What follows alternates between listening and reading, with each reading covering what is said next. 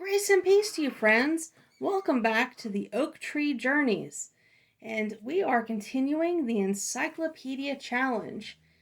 I'm so glad that you're here. And if you're new and you don't know what the Encyclopedia Challenge is, all it is I read words from two different encyclopedias, the New Imperial Encyclopedia and Dictionary from 1909 and the Encyclopedia Americana from 1956. And the goal is to just read the entire set. I don't have the entire set of the New Imperial Encyclopedia and Dictionary, but I do have the entire set of the Encyclopedia Americana from 1956. So we will read as far as we can in the 1909 encyclopedias and dictionary, and then finish it up with the Encyclopedia Americana from 1956. This is not a read-along, so you don't have to worry about whether or not you have the encyclopedias. However, if you want to read your encyclopedias as we go along, that's perfectly fine. Each encyclopedia is a little different, as you will soon see as we compare some of the words in the 1909 and 1956. Sometimes I do go back and forth, but I'll let you know when I do that. But you definitely don't have to read along. But if there is a word that you really like that we've already gone over or that we haven't yet, just feel free to comment, and also visit the oaktreejourneys.com if you've missed past episodes. Those are all there in the section called Encyclopedia Challenge. And again, that's the oaktreejourneys.com. And without further ado, let's get into it. Today's challenge, we start with a person's name, and that's Obaze Furman, or Furman Obaze. And I will read the 1909 version first, and then we'll go to the 1956 version for him, because we'll see how each encyclopedia describes this person. So it's pretty cool. So we're going to go from Abbas Furman to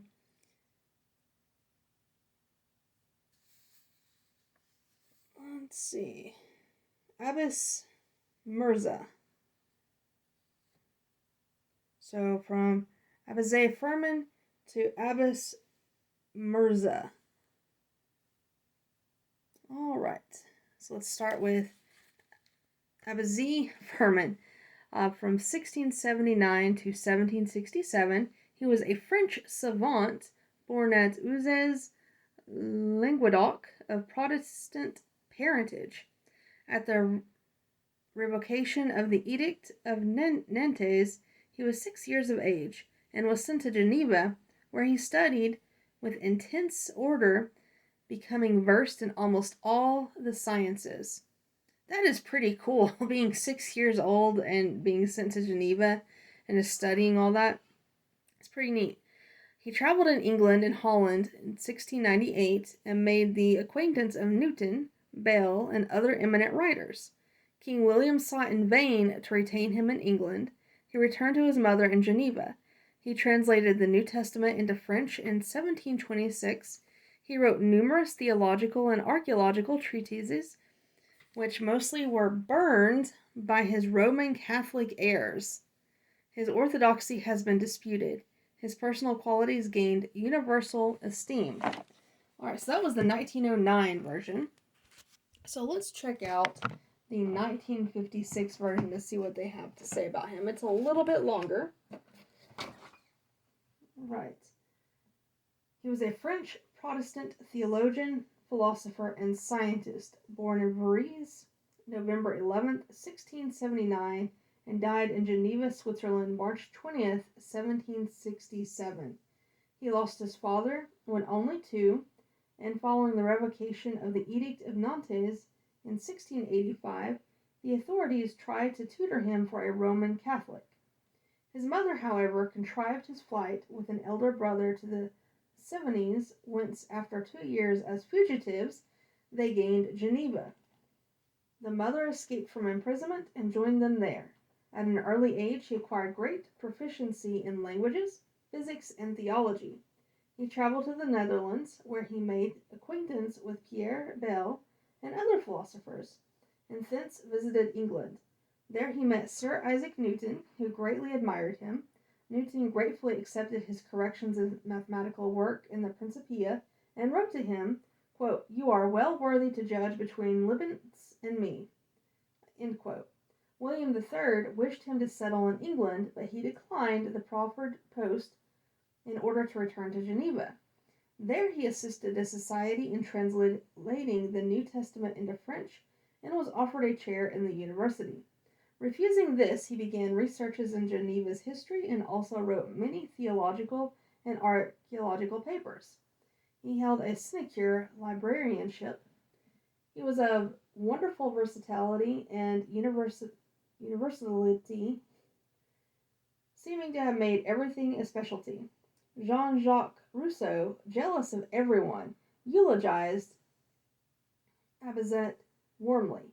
Voltaire asked a flattering stranger who said he had come to see a genius whether he had seen Abbazit. His errors through theological differences destroyed his papers, so that little remains of his work. He wrote articles for Rousseau's Dictionnaire de Musique and edited, with valuable additions, Jacob Spahn's Histoire de la République de Genève. A collection of his writings was published in Geneva in 1770 and in London in 1773. For personal information, consult J. Cinnaber's Histoire Literature de Geneva, Edward Hardwood's Miscellanies, W. Orme's Bibliotheca Biblica. Wow, so what a huge difference between the 1909 and 1956. Now, I do like that the 1909 calls him a savant. That's pretty cool. But then we get a fuller picture of his life in the 1956 Encyclopedia Americana, which paints it as not as cool. He's running for his life. The 1909 didn't even mention that part. So that was interesting. All right, let's go ahead and move on to ab, which is a noun, the yarn of a weaver's warp. Third word, abba, noun, a name given in the East to church dignitaries. The names Baba, Papa, Pope are also used in same sense. Abbasi, noun. Abbasese, noun, plural. Italian, abbadia, Spanish, abbadia, and abbey. The dignity or rights and privileges of an abbot. Abbatual, adverb. Abbatial or abbatical, adverb. Abbatical, of or pertaining to an abbey. Abbey, noun. A father, a title of courtesy or honor given to persons in many Catholic countries who have devoted themselves to the study of the divinity and literature. Abbess, noun. A lady placed over a nunnery. See monk. Abbey, noun. Abbeys, noun, plural.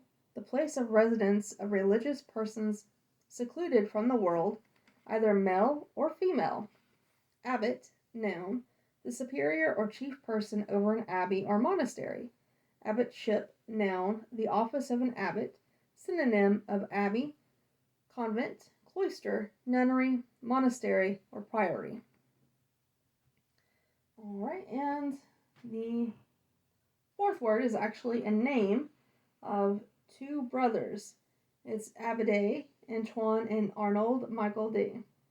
Two brothers, French travelers known for their researches in Abyssinia from 1837 to 1845.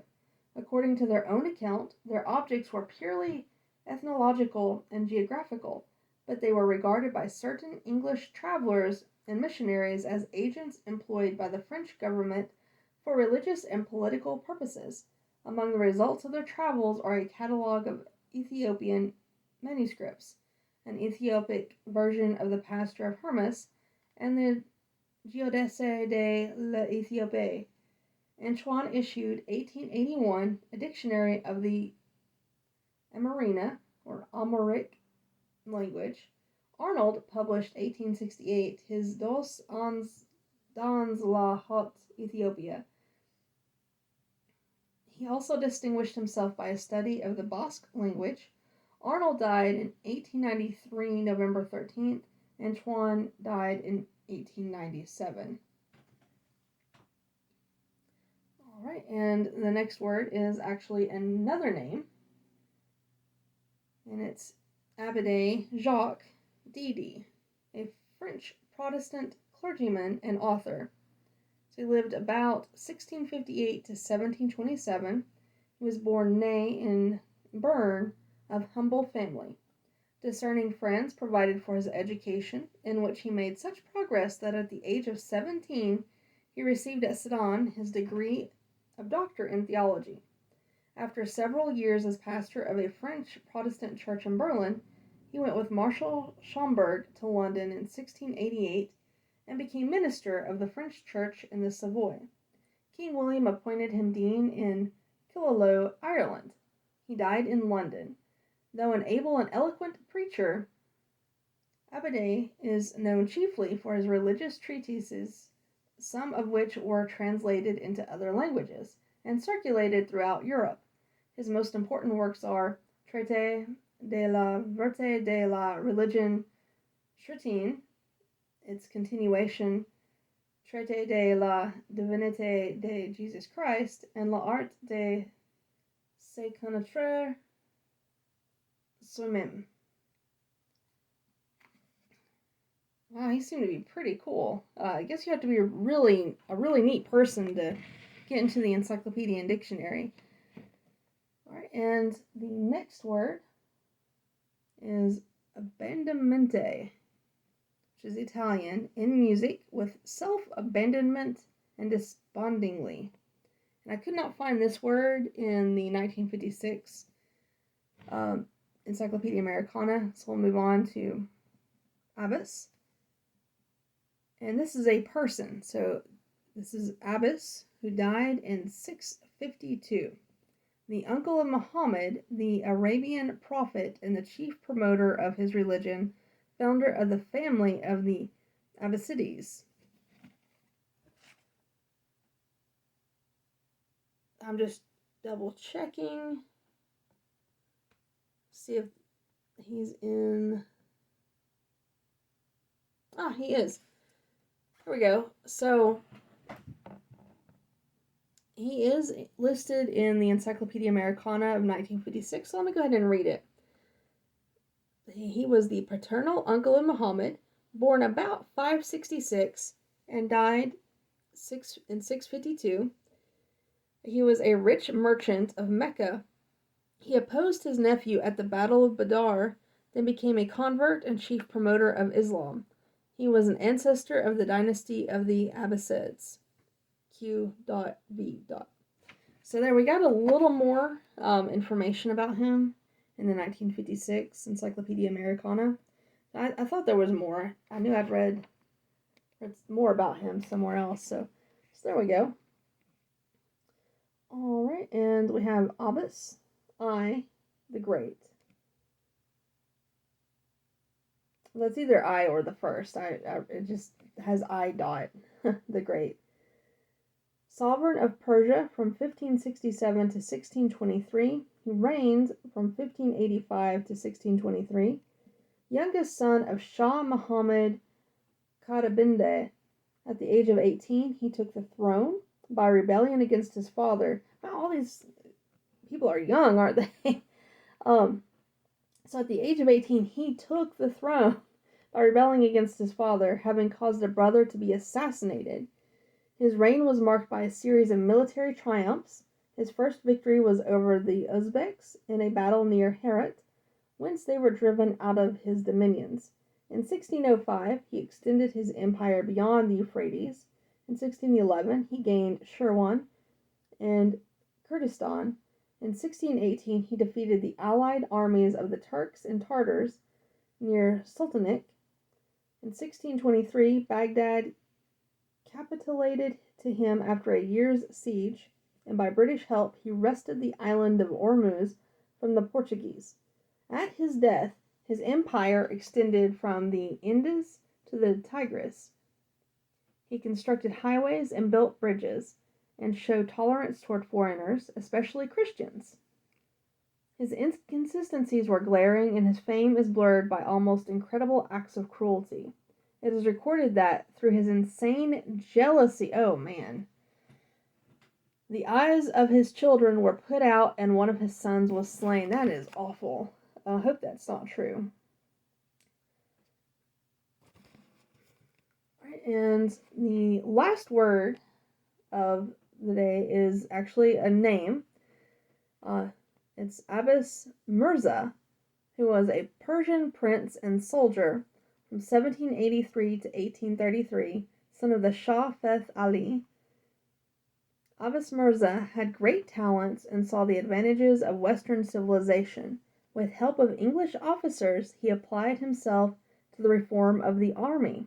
He was the brave but unsuccessful leader of the Persian army in wars with Russia from 1811 to 1813 and 1826 to 1828, in which Persia lost all share in Armenia.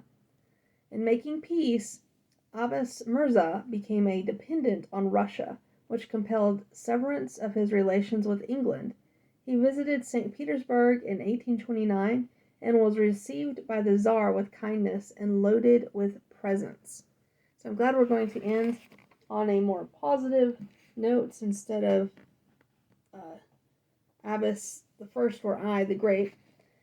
So thank you so much for joining me again today. And again, we did ABAUZIT Firman through Abbas Mirza. And for a full list of the words that we did today, please visit theoaktreejourneys.com and go to Encyclopedia Challenge, and that will have the list of words that we did today. It will also have previous videos and podcasts